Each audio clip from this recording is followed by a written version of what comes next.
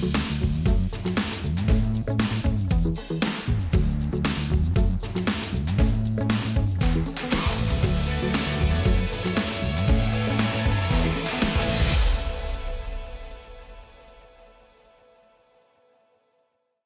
guys, Frank here with another episode of Modern Church Leader. Coming to you today with my new buddy, David Butler, all the way from Alabama. Did I get that right? I'm Yeah, like, I almost had a brain freeze right there and forgot. But David, thanks for coming on the show today. Hey man, honored to get to jump on. I love what you guys do on a regular basis, the podcast, but more importantly, all the things that you're doing for churches all across the U.S. Yeah, I mean, we just got to know each other, but we were talking about how your particular church network and denomination, the North American Mission Board, has partnered up with Tithely, and we're helping kind of church planting and resourcing those guys and whatnot. So it's cool. It's cool to see the partnership growing, and I'm pretty excited to talk about what you've been up to for the last however many years, helping church planners, and it's the Send Network. Yes, is that right? Right. You got to say it very carefully. Send, not send. I know you do. Careful with that. You have to like slow it down, or else it sounds like the Send Network. But we're talking about the Send Network, which is very different. Right. Yeah, we like. We do have church planners in Las Vegas where you grew up, but yeah. Hey, well, good homework. You knew I grew up in Vegas, man. That's the hometown. That's right. I get back to see mom and sister and brothers and all that often, or I try to make it often, but it does get tricky with busy life. Yeah. But David, why don't you just tell everyone a little bit about yourself and how you got into, like ministry and connected with the church. I mean, you were a pastor for a long time. So, I mean, give us a little bit of the history. Yeah. I've been able to be a part of church world. My dad was a pastor, grew up in that whole environment. Okay. And along the way, I really began to say, hey, that's God's call in my life. And so I entered into, during my sophomore year of college, God just really moved in my heart. Interesting story, between my freshman and sophomore year, I spent a summer serving what used to be called the Home Mission Board, which is now the North American Mission Board. Okay. I served in the inner city, worked with various ministries there, did beach ministry as well in Jacksonville Beach, Florida. God used that time. I'm sure that was really tough. Yeah. God used that time to open my heart. Went back to school that fall at Murray State University, a small school here in Kentucky. And while I was there, God began to say, I'm going to use you if you'll let me. And so that was just kind of the yes that was put on the table. Mm-hmm. And that led me into ministry, serving as student pastor for about 10 years, and then jumped into my first pastorate in the city still love, Knoxville, Tennessee. Okay, nice. Severe Heights Baptist Church. Absolutely love that place. And what's the name of the church again? Severe Heights Baptist Church. They're a customer. Yeah, absolutely. Caroline, who helps organize the show and does the production of this podcast, like that, like she's good friends with people there, went there for a long time. Oh, it's a great church. Yeah. Great history, great story, doing great things even now under the leadership of Pastor Tim Miller. But was pastor there. And then while I was there, one of the guys that worked on the staff of what was then called Campus Crusade, he was a single guy, was sent up to Boston and to kind of help do things there. He invited us up. God put Boston in the heart way back then in 1985. Really? Long story short, out of that, though, we thought about going to planting a church then. Wasn't the right time. And it was like God said, someday, but not now. I'll let you know when. And then we went to Louisville, Kentucky, and planted a church. And we were there for 21 years. And then after that, began to look at some other possibilities. We kept going up to Boston every time we could. We loved the city. We met missionary leaders and pastors up in that area. And then I had a conversation with one of the more highly respected, not only New England, but throughout evangelical world, Gordon MacDonald. Okay. And had a conversation with him. He said, I want to tell you about a church I've been trying to help out. And it was a 200-year-old church. He said, how about coming up and talking to them about being their next pastor? Wow. And so did that, went up and absolutely loved Concord, New England, and New Hampshire. And then out of that, began to have a conversation with Kevin Uzel, who I had known while I was in Louisville, who became the president of the North American Mission Board. we had a conversation. He was telling me about Boston. He said, hey, we're trying to put a Sin City missionary in 32 cities across the U.S. I Mm-hmm. would love for you to think about Boston. And so 2014, we stepped into that role. And that was when the Send network was really coming into its own. Yeah. And it, when you start thinking about the North American Mission Board, you got to think about the Send network side of it. That's where they're planting churches in an attempt to go to the places where lostness is the greatest. Best way to reach people that are maybe spiritually disconnected or far from God is by planting new life-giving churches. Mm-hmm. So let's put all of our energy in that. And then Sin Relief, which is about meeting needs, changing lives, compassion ministries. For example, in Boston, we have a Sin Relief Center focusing on refugee care, human trafficking, and also food scarcity. And it's expanding. It's just beginning.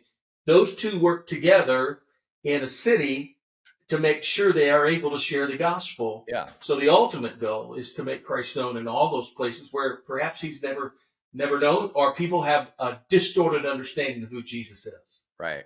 I was actually going to ask, because I know North American Mission Board. I'm less familiar with the send side of things, but that's the church planting part, right? Exactly. Heavily focused on church planting.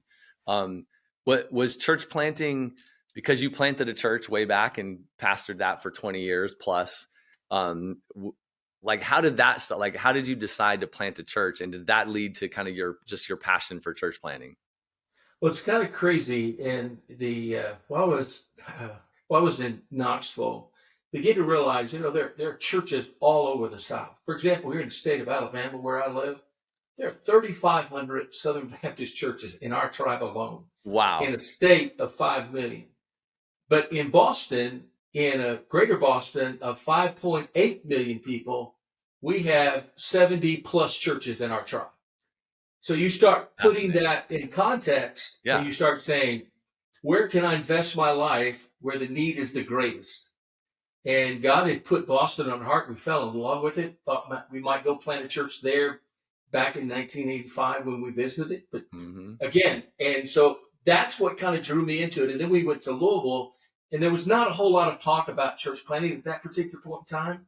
But there were a couple of guys that were doing church differently and going to places and planting churches. And one of them happened to be Rick Warren. The other one happened to be Bill Hybels. Yeah. Of course, all of that different kind of stories these days.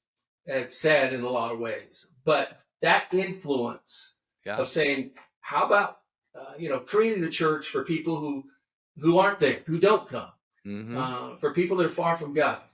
And so out of that influence, I began to say, okay, maybe my wife and I said, let's jump into this. So we left Severe Heights, a church at that time of 2,400 members, and moved to Louisville, Kentucky, and planted a church with two other families and the promise of 13-week salary.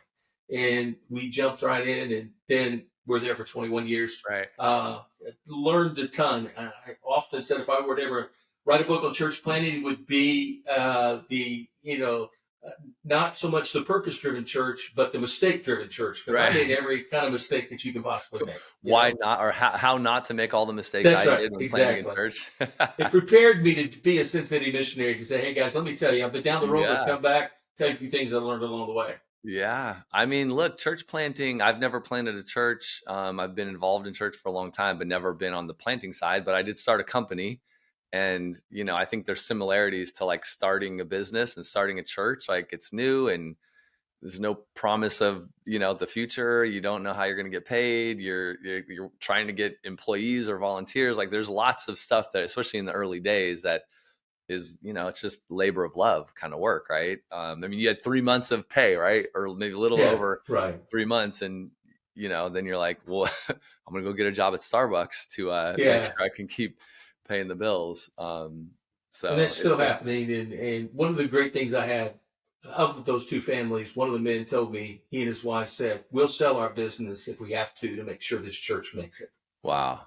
In terms of their financial resources. Yeah. So that's incredible. And that's what church planners experience when they're out there, in those initial days, for sure. Yeah. What were some of the, in the first year, if you can remember back, like, what were some of the big, like, victories that you saw God do that you experienced in year one? Well, I think the amazing thing to me as I look back is we did everything the wrong way, everything. And we were focused. And I think this is real important to understand about church planning. A lot of people think that church planning is about launching a service, starting a service. It's not. If you start there, everything's going to be all about what happens on Sunday, and all your energy, time, resources are going to be built around that. Mm. As a result, from the very beginning, the church is going to have some challenges, and it will continue on until that's corrected. And that was the mistake we made. We made it all about Sunday. The Sundays matter. Yep. We began to gather people, but it was people looking for a new church. That's not who we were wanting to reach. And the first lesson I learned was, and continue to learn and continue to share with church planners, is that your most important person that you're concerned about is not the person who's coming from another church to be a part of something new. Mm. It's about people in your neighborhood that you meet, people in that particular community where you're seeking to plant a church, building relationships, engaging the community, engaging the neighborhood, developing relationships, developing relational trust. So that when you do say, hey, by the way, we're going to have a gathering, we'd love for you to come, it's not like they're coming to a Sunday. It's like they're coming not because they believe in what you believe in, but they believe in you because they trust you. Yeah. Yeah. No, I love that. Yeah, church planning is interesting. There's lots of different maybe models that have all kinds of overlap, but you have different planting networks, right? There's, and we're partners with a handful of them, but I guess all of them have similarities, but maybe some different emphasis on different parts of how you do church planning, and some do things better than others. And, like there's a lot going on in the church planning world. For those that don't pay attention to church planning, like there's all kinds of church planners out there. How many church plants do you think happen a year? Like, do you know how many that NAM does? Right. It is close to 700. About 700 that you guys do. Close to 700 a year. Like there's thousands of churches. Yeah, there's thousands of churches being planted every year then. Well, I don't know what the numbers are. I just know that where we are, we're fortunate enough to have the kind of resources and network that we have of churches. 45,000 Southern Baptist churches. When you start looking at that, that's a lot of opportunity for mobilizing and catalyzing and, even discovering church planners. Right. I would probably say we probably plant more churches than any other network. Mm-hmm. And I know there's so many other good church planting networks, just like you said. And I think we're all working together.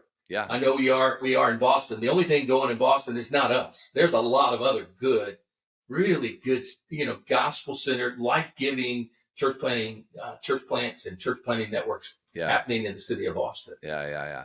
Okay, let's go back to the church planting mistakes. Like as you're coaching new church planners these days, what are some of the top mistakes that you saw, that you experienced, that you're advising these young church planners not to do?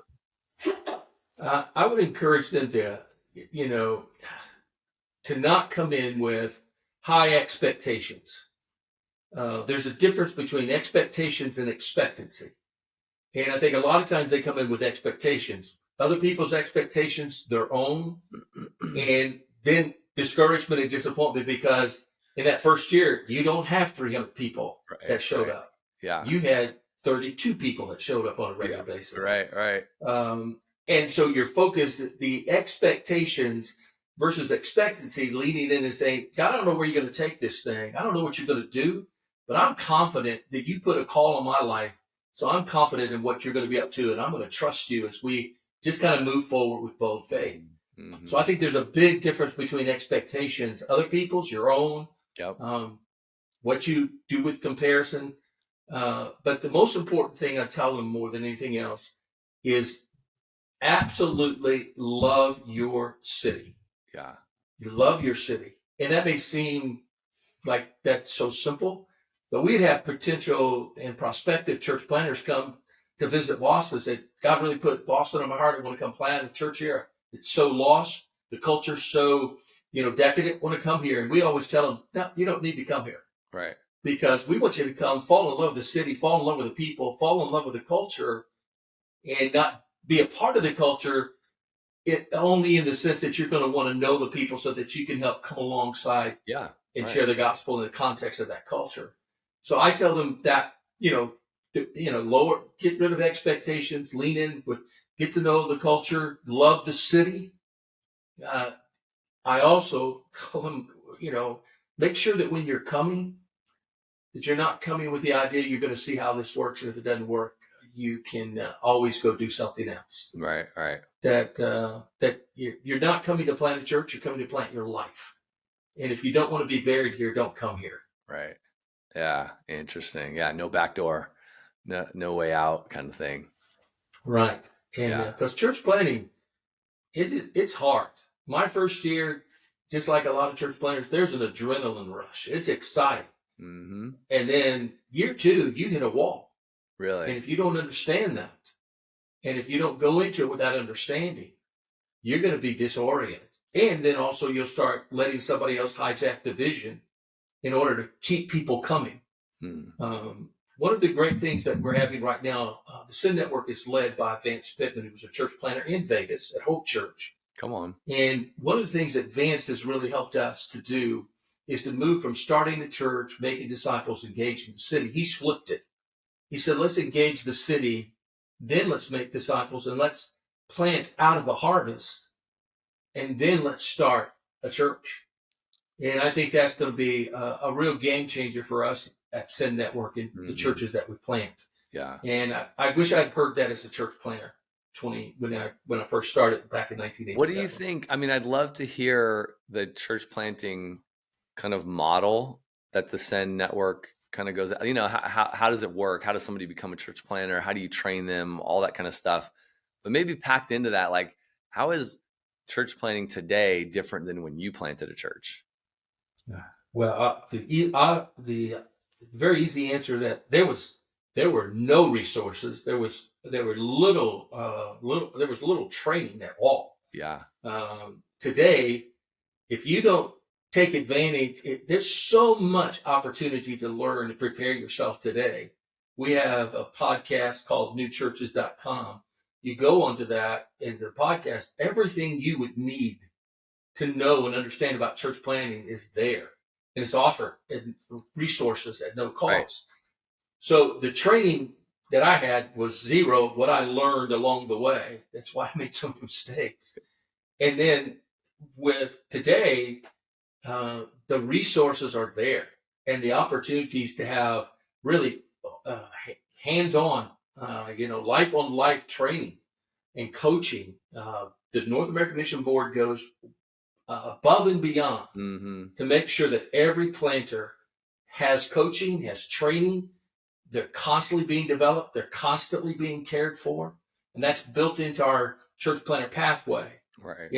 If they become a church planter, we're going to provide for them over 5 years, not only just the monthly financial support, but soul care, holistic family care. Remember their family. We're going to provide a coach. Ascending Church is going to be there with them to help them walk through whatever challenges they have along the way, help them to develop the culture, the mission statement, the values, but more importantly, how to live as an everyday spirit-led missionary where you live, work, and play, and in your city. And then we're going to provide, not only that, we're going to provide ongoing training, not just from the standpoint of competencies, but more importantly, I think we're realizing that it's very important for every one of our church planters not to think of themselves as a pastor, but a missionary, and to go in with that DNA from that standpoint and be thinking about kingdom, not just the church plant, but about how the kingdom can advance from reaching people in the harvest. And that becomes a movement within that city and in that context. Right. What's the difference? Church planter versus missionary. How do you describe it to people? There's no difference. And that's part of the challenge. Church planters essentially are missionaries. They're going into areas like in my neighborhood in Boston to make a plan. And they go in and they do what a missionary does. They exegete the culture. They learn the language of the culture. They learn everything there is to know about that particular neighborhood. In Boston, we have 23 neighborhoods. None of them are the same. So you can't do in one neighborhood what you did in another. Right. You go in, get to know the people, become embedded, start serving the community, start building relationships. That's exactly what a missionary does. So church planner is actually a missionary Yeah. more than And anything else. you help people see you're a planter, you're a missionary, not a pastor. To Exactly. start, right? Or That, you need to adopt the mentality of that that's versus like, exactly oh, right. I'm a trained pastor, went to Right. seminary, I'm gonna preach. Like That there's yeah. more to it. Yeah, if you one of the questions I ask, and I think it's very important for church planners to understand, um, to see how they're doing, I want to ask them, who are you discipling? Who is far from God, spiritually disconnected? You build a relationship. Who are you discipling? Who are you developing? You maybe have some people, the core team around you, which is real important, people that are bought into the vision and Hmm. actually help shape the vision. Who are you developing? Are you developing a team alongside you? And where are you investing your time? If you're spending 15 hours a week on sermon prep, no, you need to go back to realize that your most important time is investing time in the people and the relationship. Preaching's important, but and it's centric. Absolutely it's the preaching of the gospel. But if you spend all your time doing that instead of building relationships with people, when you preach, there'll be no connection.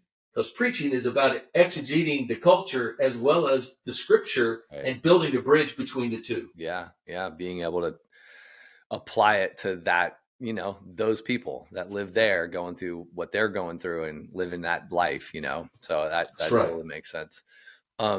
What's are there any other, like, you know, I guess going back to how is church planning different today versus back when you did it? So it sounds like resourcing, big deal. There was nothing back then and there's a lot now.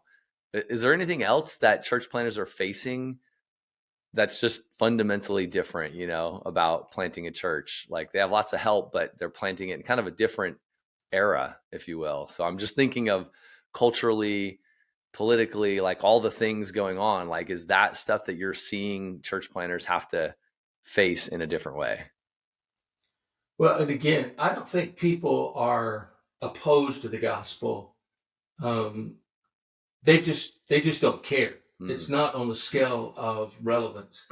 I think in my day, church planning, you thought what you needed to do was just, present an apologetic for the gospel, teach truth, and that would be all you need to do. Today, you have to have a different apologetic, and the apologetic is authenticity. And so when you have that apologetic, that's where you start today. That's a different starting place than when I started Mm. planning the church. Yeah. That's the apologetic, and you build those, again, trusted relationships with people. The culture today, again, and I think just personal opinion, the culture wars have not helped us, and so you have a negative. You got to deconstruct today what they understand about Christianity, Hmm. about Christians, about Jesus. You have to deconstruct that, and then that's your starting place, Yeah. because maybe they've got a distorted view, or they've had a bad experience, or they've heard about the scandals. And so you have to start at a totally different place than I started back in 1987. Yeah. Yeah. I mean, I've heard, anecdotally through talking to church leaders, this, nothing scientific about this, but just that younger church leaders are, either having a really rough go or just leaving ministry altogether in the kind of the climate of the last 3 years. Cause they're like, this is just, it's too hard. I wasn't equipped. Like I'm not equipped to know how to deal with, all the things that have gone on, right? Whether it's like politics or cultural or pandemics or just all the things that have hit, the church in the world, right? Not, not just the church, but have, in context of working for the church, like younger folks, like just not being equipped to handle that. So I'm just wondering if that has had an impact on church planners. And I know we're kind of 3 years, like, it's been some time. But it just sounds like, I'm just wondering if you're seeing anything as it relates to younger folks wanting to plant churches, but then you're planting 700 a year. So it sounds like it's still going Right. strong. Well, I think what's happened over the last 3 years at so many different levels, I don't need to enumerate, but I think a lot of the church planners said, "I've got to get through this," Yeah. and so they hung on, but they didn't know how to come out of it, and that what we're seeing is it wasn't so much that we lost any church planners during COVID and during the racial unrest and the political turmoil. We lost planners after we got through all of that because they were actually like, I can't do this anymore. The toll that it's taken on our family. That's why right now we're spending far more time in something that we've always done, but we've just raised it to a whole new level. It is this soul care and holistic family care, Yeah. mental health, coming alongside our pastors and helping them to understand what Todd Bosinger calls temperate resilience, helping them to understand what resilience is all about, making sure that their soul is in a good place, that they're healthy and emotionally and mentally and and spiritually, because they could become a danger to the mission if those wounds of the past are all that they've gone through and they're not in a healthy place. Danger to themselves, danger to the mission. We want to make sure we're there for them in that regard. Yeah, I love that. That makes a ton of sense. Well, maybe as we kind of approach the end here, how does someone know if they're a church planner? Like, how does someone figure that out? And maybe how do you guys come alongside and help someone figure that out if they don't know? Yeah. Well, if you've been around churches and as much as you have, you're always hearing the word call, and that's kind of this mysterious moment in your life where you say, hey, this is what God has called me to do. We help them to understand what a call to church plan is. This is what this means. Right. So this can't just be this kind of hey, wow, I would love to come live in Boston. No, it's got to run deeper. And before we even begin a conversation with them about church planning, we say, bring your spouse and come up and just come to the city and spend a week, spend a few days, just come to the city. And while you're here, walk the streets, see the people. And if along the way you begin to feel God just grip your heart and it doesn't go away, it's not just an emotional moment, and you can't get away from that, God gripping your heart for the city, then okay, now we can have a conversation. But that's where, for me, it always started. Yeah.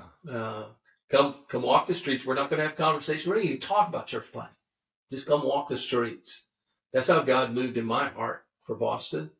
I just couldn't get away from it. I came and fell in love with the city and just began thinking, wonder if, that person and that person, every 100 people that I pass, how many of those people have ever heard and a clear understanding of who Jesus is and how to have a personal relationship with Christ? Yeah.